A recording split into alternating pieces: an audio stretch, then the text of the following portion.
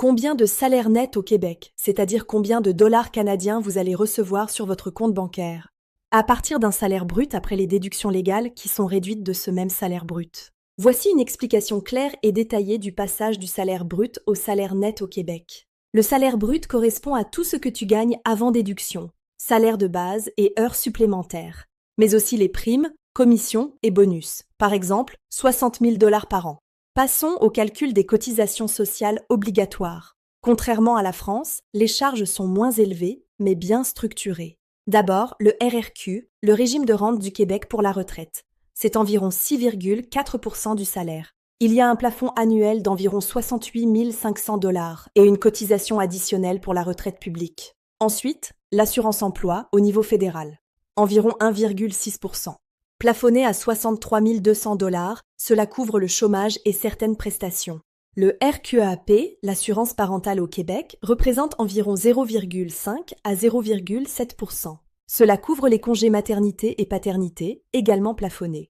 Il peut y avoir d'autres retenues comme l'assurance collective, le régime de retraite d'entreprise ou la cotisation syndicale. On soustrait ces charges du brut pour obtenir le revenu imposable approximatif. Pour 60 000 dollars bruts, comptez environ 4 500 dollars de cotisation, soit 55 500 dollars après charge.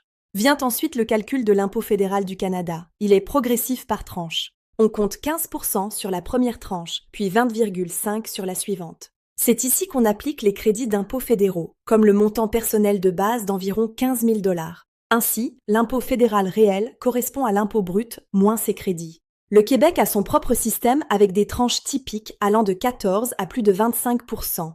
La logique est la même. On soustrait les crédits de base et familiaux de l'impôt brut. Les crédits d'impôt sont cruciaux au Québec. Ils réduisent fortement l'impôt selon votre situation, conjoint ou enfant, mais aussi les frais de garde ou médicaux.